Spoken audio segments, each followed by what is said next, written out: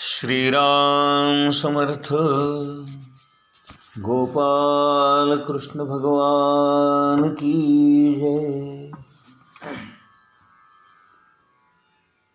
बाणासुराची ही नगरी भगवान शंकरांनी पहारा देऊन अत्यंत सुरक्षित कडेकोट बंदोबस्तात ठेवली होती. आणि इकडे भगवान श्रीकृष्णाच्या आधिपत्याखाली यादव सेना त्या नगरीवर हल्ला करण्यासाठी आलेली होती.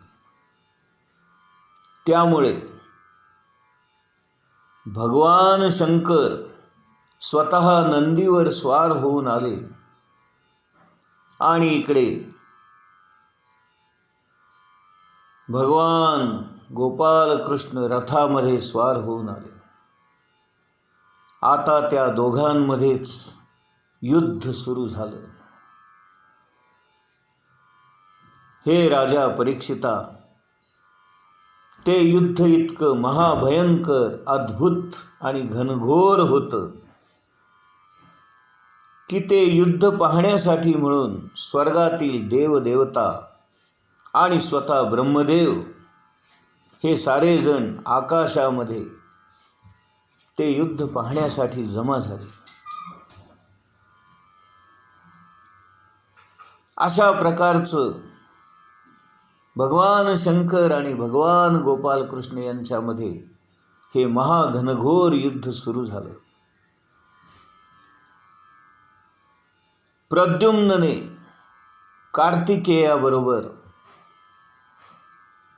आणि बाणासुराच्या पुत्रांना सांब आणि सात्यकी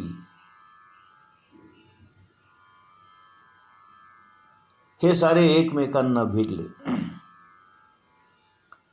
श्रीकृष्णाने आपल्या शारंग नावाच्या धनुष्याने सोडून एकाच वेळेला अनेक बाणांचा वर्षाव केला. त्या बाणांच्या वर्षावामुळे भगवान शंकरांचे सेवक असणारे भूत, प्रेत, पिशाच, डाकिणी, प्रेतगण, मातृगण, राक्षस हे सारे पळून लावले. भगवान शंकरांनी आपल्या त्रिशूळाने प्रचंड मोठा यादव संहार केला. अनेक अस्त्रे भगवंतावर फेकली, परंतु भगवान श्रीकृष्ण कोणत्याच गोष्टीने विचलित झाले नाहीत. त्यांनी शांतपणे या सर्व शस्त्र अस्त्रांचा प्रतिकार केला.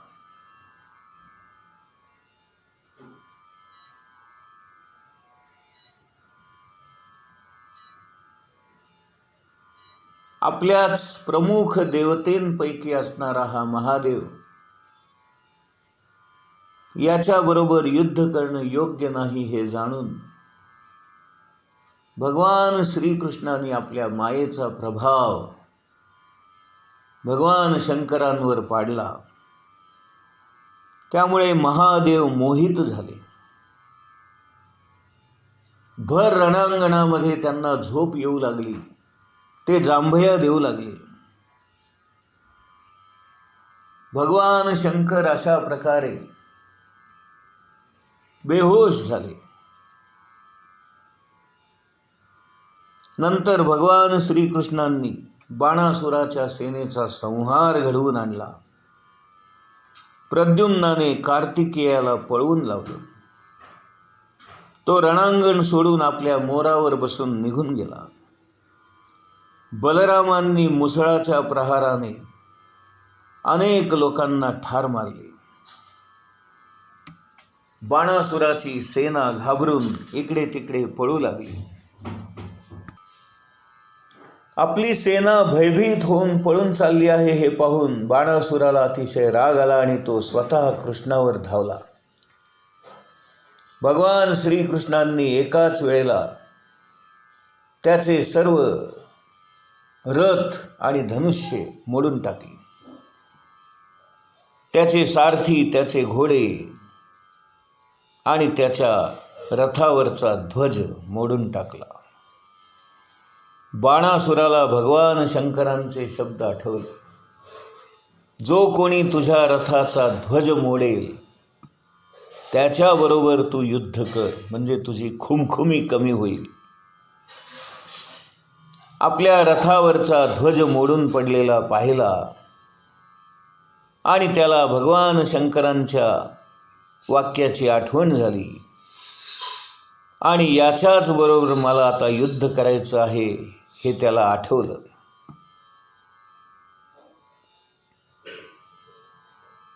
भगवान श्रीकृष्णांनी आपल्या सुदर्शन चक्राने त्याचे सर्व हात तोडून टाकले आणि ते त्याला मारणार. इतक्यात बाणासुराची माता, तिचं नाव कोटरा, ही आपल्या पुत्राच्या रक्षणासाठी आपले केस मोकळे सोडून संपूर्ण नग्न अवस्थेमध्ये बाणासुराच्या समोर आणि कृष्णाच्या मध्ये येऊन उभी राहिली आणि कृष्णाला म्हणाली की आपण माझ्या पुत्राला मारू नका. आपली कृपाळू दृष्टी त्या कोटरा नावाच्या स्त्रीवर पडू नये म्हणून भगवान श्रीकृष्णाने आपलं मुख बाजूला वळवलं. एका स्त्रीने प्रार्थना केल्यामुळे भगवान श्रीकृष्णांनी बाणासुराला अभय दिलं. बाणासूर घाबरून आपल्या नगरीमध्ये पळून गेला.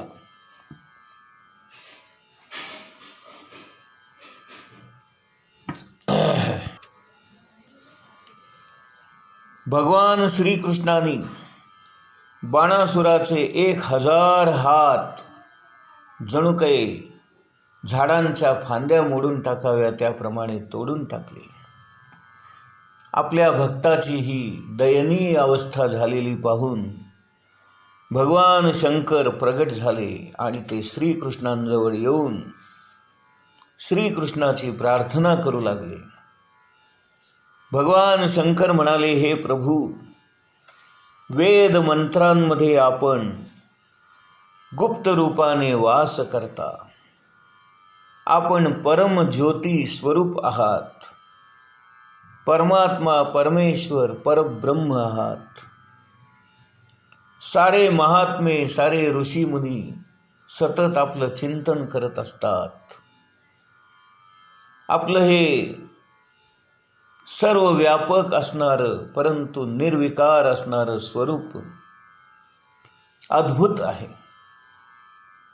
आकाश हीच आपली नाभी आहे. अग्नी हे आपलं मुख आहे. हे संपूर्ण जल आपलं वीर्य आहे. स्वर्ग आपलं मस्तक आहे. या सर्व दिशा आपले कान आहेत आणि पृथ्वी आपले चरण आहेत. सूर्य आपला नेत्र आहे. चंद्र आपलं मन आहे आणि मी भगवान शंकर आपल्यातला अहंकार आहे, तमोगुण आहे. समुद्र आपलं पोट आहे आणि इंद्र आपले हात आहेत. वनस्पती आपले रोम आहेत. हे सारे दाटून आलेले मेघ आपले केस आहेत. ब्रह्मदेव आपली बुद्धी आहे. प्रजापती आपलं लिंग आहे. धर्म आपलं हृदय आहे. अशा प्रकारे हे प्रभू, आपणच आदी नारायण आहात. आपणच विराट पुरुष आहात. आपला हा अवतार धर्माचं रक्षण करण्यासाठी, जगाचं कल्याण करण्यासाठी, संत सज्जनांना संरक्षण देण्यासाठी आणि असुरांचा, दुर्जनांचा संहार करण्यासाठी आहे. आम्ही सर्वजण आपल्या अधिपत्याखाली कार्य करत असतो. आपण एकमेवा द्वितीय असे आदिनारायण आहात. आपण स्वयंप्रकाशी आहात. आपण सर्व कारणांचं कारण आहात. असं असून सुद्धा गुणांचं काही चालत नाही. आपण गुणातीत आहात, मायातीत आहात. परंतु याच मायेचा आणि गुणांचा उपयोग करून आपण या साऱ्या जगताची, सर्व जीवांची, सर्व चराचर सृष्टीची निर्मिती करता. हे प्रभू, आपल्या मायेने मोहित होऊन लोक स्त्री, पुत्र, देह, घर इत्यादी गोष्टींमध्ये आसक्त होतात आणि दुःखाच्या भवसागरामध्ये गटांगळ्या खातात. जो कोणी हे मानवी शरीर मिळून सुद्धा इंद्रियांच्या अधीन होऊन, वासनांच्या अधीन होऊन विषय वासना भोगण्यासाठीच प्रयत्न करतात, ते मूर्ख समजावेत. त्यांचं जीवन दयनीय आहे आणि मृत्यूनंतर निश्चितच ते नरकास पात्र आहेत. जो कोणी आपल्याला सोडून विषयामध्ये रमतो, तो जणू काही अमृत सोडून विषपान करतो. मी स्वतः ब्रह्मदेव आणि सर्व देवदेवता आपलं पूजन करत असतो. आपल्या चरणांना आम्ही शरण असतो. कारण आपणच सर्वांचे ईश्वर आहात. आपणच सर्वेश्वर आहात. आपण परमात्मा परमेश्वर आहात. आपण या साऱ्या जगताचे प्रियतम आहात. आपल्या ठाई परमशांती आहे, परमसौख्य आहे आणि आपण सर्वांशी समत्वाने वागता. आपण या संपूर्ण चराचर सृष्टीचा आणि या जगताचा आधार आहात. हे प्रभू, आम्ही सतत आपलं भजन करत असतो. हे देवाधिदेवा, हा बाणासूर माझा परम मित्र आहे, परमप्रिय आहे, माझा शिष्य आहे आणि कृपापात्र आहे. मी स्वतः याला अभय दिलेला आहे, तेव्हा आपण देखील याच्यावर कृपा करावी.